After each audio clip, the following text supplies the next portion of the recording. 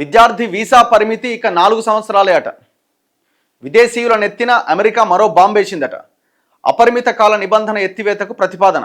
H1B green card ప్రక్రియను కూడా మారుస్తాం. ఇష్టం వచ్చినట్టు వీసా మీద వచ్చేసి ఉండడం కాదట.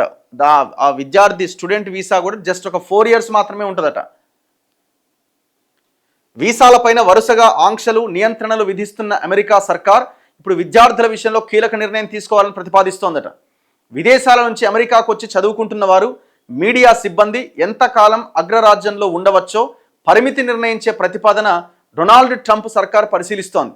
కొన్ని రకాల వీసాలపై వచ్చిన వారు గరిష్టంగా ఎంతకాలం ఉండవచ్చో త్వరలో తేలుతుందని అంతర్గత భద్రతా విభాగం ఒక ప్రకటనలో తెలిపింది. విదేశీ విద్యార్థులు నిర్దిష్ట కాలం, ఇంతకాలం అని కాకుండా ఎన్నేళ్ళైనా అమెరికాలో ఉండేందుకు ఇప్పటి వరకు వీలున్నది.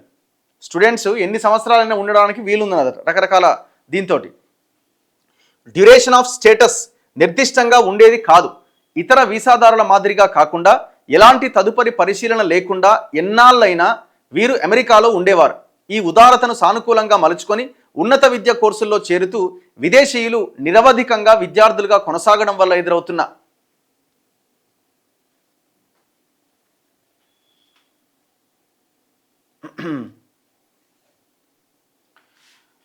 ఎదురవుతున్న భద్రతా ముప్పును మునుపటి ప్రభుత్వాలు పట్టించుకోలేదట. దీనివల్ల పన్ను చెల్లింపుదారులపైన భారం పడడమే కాకుండా అమెరికా పౌరులకు నష్టం కలుగుతోంది. నిర్దిష్టంగా ఇంతకాలమే ఉండాలనేలా వీసా నిబంధన మార్చబోతుండడం వల్ల దీని అంతటికీ కళ్ళెం పడుతుందని తెలిపిందట. అండ్ దాంతోపాటు మీడియా సిబ్బందికి 240 రోజులే అట.